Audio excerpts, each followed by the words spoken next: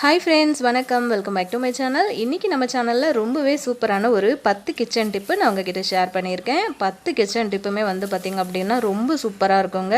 Video skip பண்ணாமல் பாருங்கள். First tip என்ன அப்படின்னு பார்த்திங்கன்னா, இந்த மாதிரி பூக்கள் ரெகுலராக நம்ம வீடுகளில் வாங்கும்போது அதை அழகாக கிச்சனில் சூப்பராக ஆர்கனைஸ் பண்ணி வைக்கலாங்க. நான் இன்றைக்கி இந்த பன்னீர் ரோஸு, சாமந்தி இது எல்லாமே 100 கிராம் 20 ரூபா அப்படிங்கிற ரேஞ்சில் காலையில் மார்க்கெட்டில் ஃப்ரெஷ்ஷாக வாங்கிட்டு வந்தேன்.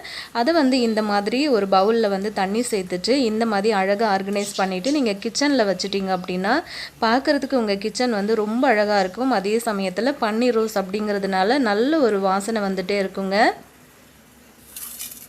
இந்த மாதிரி நம்ம ஒரு சில விஷயங்களை கிச்சனில் ஃபாலோ பண்ணோம் அப்படின்னா கிச்சன் பார்க்குறதுக்கு ரொம்ப நீட்டாகவும் ரொம்ப அழகாகவும் இருக்குங்க.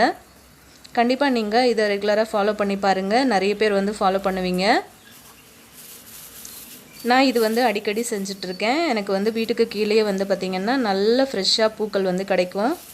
ஸோ இது நான் காலைல மார்க்கெட்டில் வாங்கிட்டு வந்தது தான். பாருங்கள் எவ்வளோ அழகாக ஆர்கனைஸ் பண்ணிட்டோம். வீட்டில் இதே மாதிரி நீங்கள் பண்ணி வச்சிங்க அப்படின்னா பார்க்குறதுக்கு ரொம்ப சூப்பராக இருக்கும். அதே சமயத்தில் நல்ல ஒரு வாசமாகவும் இருக்கும். கண்டிப்பாக ட்ரை பண்ணி பாருங்கள். செகண்ட் டிப் என்ன அப்படின்னு பார்த்தீங்கன்னா, இந்த மாதிரி நம்ம பூண்டு உரிக்கிறது ரொம்ப கஷ்டம். போன வீடியோவில் நான் பூண்டு உரிக்கிறது பற்றி ஒரு சில டிப்பு ஷேர் பண்ணியிருக்கேன். அதில் இது ஒரு ட்ரிக்குங்க. கொஞ்சமாக தண்ணி சேர்த்துட்டு ஒரு இட்லி பாத்திரத்தில் ஒரு 5 நிமிஷம் அந்த பூண்டை வேக வச்சு எடுத்துருங்க. அதாவது பூண்டு வேகக்கூடாது. அதோட தோல் பகுதி பார்த்திங்க அப்படின்னா குட்டி குட்டியாக அந்த ஆவி சின்ன சின்ன தண்ணி மாதிரி இருக்கும் பாருங்கள். அந்த மாதிரி இருக்கிற டைமில் நீங்கள் வெளியே எடுத்து ஆற வச்சுருங்க. ஆறுனதுக்கு பிறகு இந்த மாதிரி எல்லாத்தையுமே உடச்சி போட்டுடலாம். தனித்தனி பூண்டாக இந்த மாதிரி எல்லாத்தையுமே உடச்சி விட்டுருங்க. உடச்சி விட்டுட்டு நீங்கள் உரிக்க ஆரம்பிச்சிங்க அப்படின்னா உங்களுக்கு சுலபமாக நீங்கள் எவ்வளோ பூண்டு வேணாலும் ரொம்ப ஈஸியாக உரிச்சிடலாங்க. உங்களுக்கு கை எரிச்சலே கிடையாது. அதாவது பூண்டு உரிக்கும் போது நார்மலாகவே நமக்கு நகம்லாம் எரியும், கையெல்லாம் ரொம்ப பெயின் எடுக்கும். அந்த மாதிரி எந்த ஒரு பிரச்சனையும் இல்லாமல் ரொம்ப குயிக்காக நீங்கள் இந்த ட்ரிக்கை யூஸ் பண்ணி அழகாக உரிச்சிடலாங்க. தோல் பார்த்திங்கன்னா அவ்வளோ அழகாக வலிக்கிட்டு வந்துடும் உங்களுக்கு. பூண்டு இந்த மாதிரி நீங்கள் ட்ரை பண்ணிங்க அப்படின்னா, இதே மாதிரி நீங்கள் நிறைய குவான்டிட்டியில் செய்கிறீங்க அப்படின்னா நீங்கள் உரிச்சிட்டு ஃப்ரிட்ஜில் ஸ்டோர் பண்ணி வச்சிங்க அப்படின்னா உங்களுக்கு பூண்டு கெட்டு போகாது. ரொம்ப நாளைக்கு சூப்பராகவே இருக்குங்க. மூணாவது டிப் என்ன அப்படின்னு பார்த்தீங்கன்னா, இந்த மாதிரி இரும்பு கடாயெல்லாம் நம்ம வீடுகளில் யூஸ் பண்ணும்போது அதை ரெகுலராக கரெக்டாக மெயின்டைன் பண்ணுறது ரொம்ப கஷ்டமான ஒரு விஷயம். சீக்கிரமாக துருப்பிடிக்க ஆரம்பிச்சிடும். அதை அவாய்ட் பண்ணுறதுக்காக இந்த மாதிரி அடுப்பில் கொஞ்சம் தண்ணி சேர்த்து வச்சுக்கோங்க. அந்த பாத்திரத்தில் அந்த இரும்பு கடாயில் தண்ணி கொதிக்கும் போது ஒரு சின்னதாக ஒரு இனோ பாக்கெட் வாங்கி அதை ஓப்பன் பண்ணி அதில் கொட்டிடுங்க. க்ளீனிங் பர்பஸுக்கு ரொம்ப சூப்பராக ஒர்க் ஆகுது இந்த இனோ பாக்கெட்டு. பாருங்கள், இந்த மாதிரி தண்ணி கொதிக்க ஆரம்பித்ததுமே அந்த துரு எல்லாமே தனியாக ரிமூவ் ஆகி வர்றது தெரியுது பாருங்கள். தண்ணி நல்லா சேஞ்ச் ஆகிடுச்சு பாருங்கள் கலரே. இந்த மாதிரி ஒரு 5 நிமிஷம் நல்லா பொங்கி வர்ற அளவுக்கு நல்லா கொதிக்கட்டுங்க. தண்ணி கொதித்ததுக்கு பிறகு அதை கீழே கொட்டிடலாம். பாருங்கள், தண்ணியை கொட்டிட்டு கீழே இந்த மாதிரி ஒரு ஸ்பூன் அளவுக்கு உப்பு சேர்த்துக்கோங்க. ஒரு ஸ்பூன் அளவுக்கு பேக்கிங் சோடா நான் சேர்த்துருக்கேன். சேர்த்துட்டு இந்த கடாயில் லைட்டாக கலந்து விட்டுருங்க. லைட்டாக தண்ணி சேர்த்துட்டு நம்ம ரெகுலராக பாத்திரம் கழுவுறதுக்கு யூஸ் பண்ணுவோம் இல்லையா, இந்த மாதிரி ஸ்க்ரப்பரு, அந்த ஸ்க்ரப்பர் வச்சு நல்லா லைட்டாக சோப்பில் டிப் பண்ணிவிட்டு இந்த மாதிரி நல்லா தேய்ச்சி விடுங்க. இந்த மாதிரி நீங்கள் ஒன்ஸ் இந்த மாதிரி இரும்பு கடாய் நீங்கள் சமையலுக்கு யூஸ் பண்ணினதுக்கு பிறகு இந்த மாதிரி நீங்கள் க்ளீன் பண்ணி நீங்கள் வச்சிட்டிங்க அப்படின்னா நீங்கள் எத்தனை மாதம் கழித்து எடுத்தாலும் நீங்கள் எப்படி வைக்கிறீங்களோ அதே மாதிரியே இருக்கும். பாருங்கள், நம்ம ஸ்டார்டிங்கில் கடாய் எடுக்கும்போது எந்த மாதிரி இருந்துச்சு, இப்போ பாருங்கள் அப்படியே பளபளன்னு ஜொலிக்குது பாருங்கள். ரொம்ப சூப்பரான டிப்புங்க. கண்டிப்பாக ஃபாலோ பண்ணுங்கள். பாருங்கள் எவ்வளோ சூப்பராக இருக்குன்ட்டு. இப்போ இதை நம்ம ஒரு துணி வச்சு தொடச்சிடலாம். இந்த தண்ணி சுத்தமாக இருக்கக்கூடாது. ஈரம் எல்லாத்தையும் நல்லா தொடச்சி எடுத்துருங்க. தொடச்சி எடுத்துட்டு ஒரு ஸ்பூன் அளவுக்கு ஆயில் சேர்த்துக்கோங்க. தேங்காய் எண்ணெய் சேர்த்துக்கலாம். அப்படி இல்லைனா நம்ம ரெகுலராக குக்கிங்க்கு யூஸ் பண்ணுற ஆயில் சேர்த்துக்கலாம். சேர்த்துட்டு அந்த கடாய் ஃபுல்லாக படுற மாதிரி நல்லா அப்ளை பண்ணி கொடுத்துருங்க. பண்ணிவிட்டு இதை ஒரு 10 நிமிஷத்துலேருந்து 15 நிமிஷம் வரைக்குமே நீங்கள் வெயிலில் காய வச்சு எடுத்துக்கோங்க. வெயிலில் காய வச்சு எடுத்து நீங்கள் வச்சிட்டிங்க அப்படின்னா அது பாட்டுக்கு அப்படியே இருக்குங்க. நீங்கள் எவ்வளோ நாள் கழித்து யூஸ் பண்ண போகிறீங்க அப்படின்னாலும் துரு அப்படிங்கிறது அந்த கடாயில் பிடிக்கவே பிடிக்காது.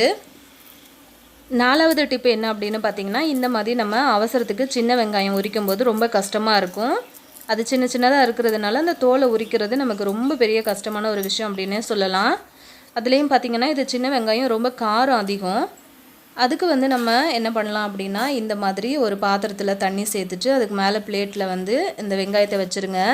லைட்டாக வந்து இந்த மாதிரி குட்டி குட்டியாக தண்ணி வந்து மேலே படும் பாருங்கள். அந்த டைமுக்கு நம்ம இதை வந்து இறக்கி ஆற வச்சிடலாம். ஆற வச்சதுக்கு பிறகு அந்த தலையை மட்டும் கிள்ளிடுங்க. அதாவது மேலே இருக்குது பார்த்தீங்களா, அந்த பகுதியை மட்டும் கிள்ளிட்டு இந்த மாதிரி உரிச்சிங்க அப்படின்னா உங்களுக்கு சீக்கிரமாக உரிக்க வந்துடும். இதே மாதிரி நீங்கள் எவ்வளோ அளவுகளில் வேணும்னாலும் நீங்கள் உரிச்சிட்டு ஸ்டோர் பண்ணி வச்சு கூட நீங்கள் யூஸ் பண்ணிக்கலாம். வெங்காயம் வந்து நம்ம கட் பண்ணி, அதாவது பீசஸாக வந்து கட் பண்ணி வச்சு தான் யூஸ் பண்ணக்கூடாது. மற்றபடி நீங்கள் இந்த மாதிரி பண்ணி தாராளமாக நீங்கள் வந்து ஃப்ரிட்ஜில் ஸ்டோர் பண்ணி யூஸ் பண்ணிக்கலாம். அவசரத்துக்கு நம்ம இந்த மாதிரி பண்ணிக்கலாங்க.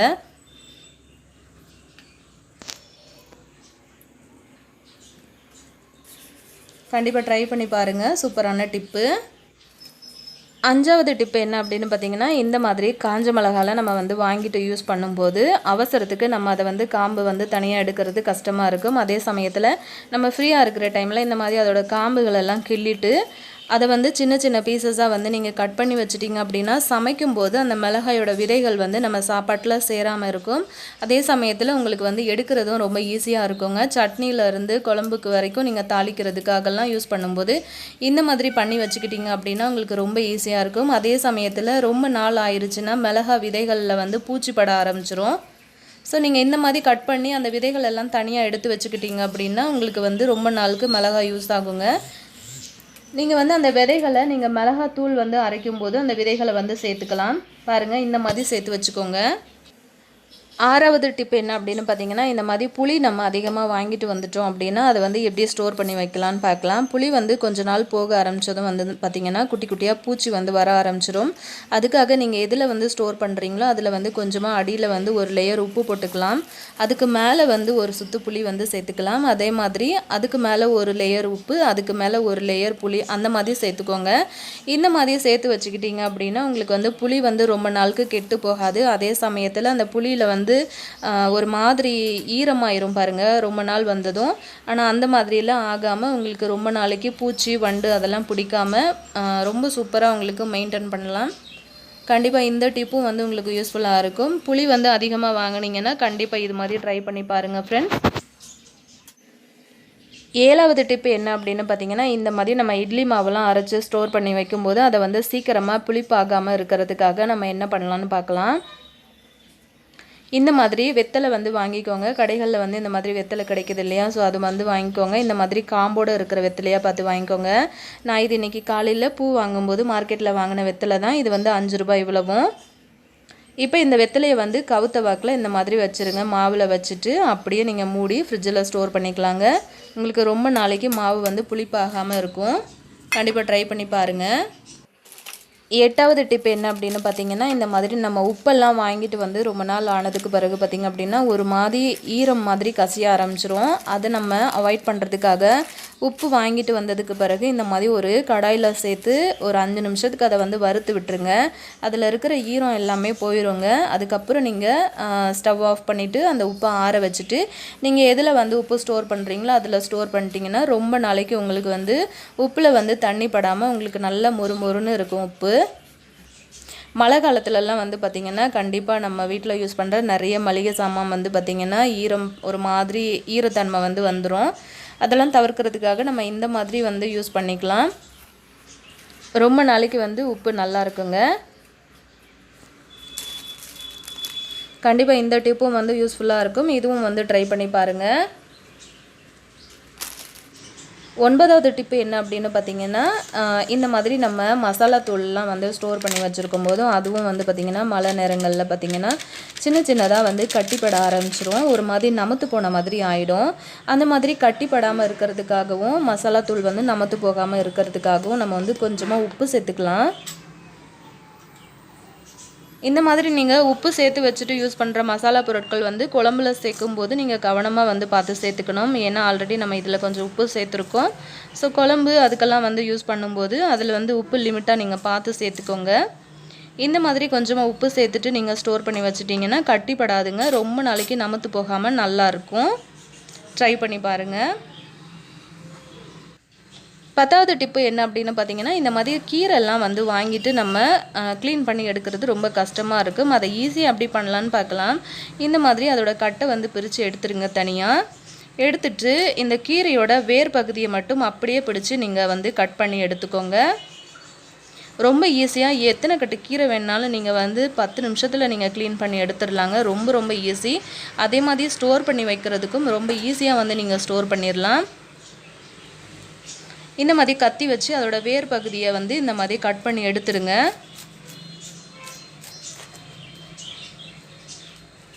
கட் பண்ணி எடுத்துட்டிங்க அப்படின்னா அதுக்கப்புறமா அந்த கீரையை நடுவில் பிரித்து பார்த்திங்க அப்படின்னா உங்களுக்கு புல் அந்த மாதிரி வேறு ஏதாச்சும் அந்த கீரைகளோட கூட வந்து சேர்ந்து நிறைய புல்லெல்லாம் வந்து வளரும் இல்லையா, அதெல்லாம் அவசரத்தில் அவங்க வந்து கட்டி எடுத்துகிட்டு வந்துடுவாங்க. அதெல்லாம் வந்து நம்ம தெரியாமல் அப்படியே கூட சில நேரங்களில் சமையலில் வந்து சேர்த்துருவோம்.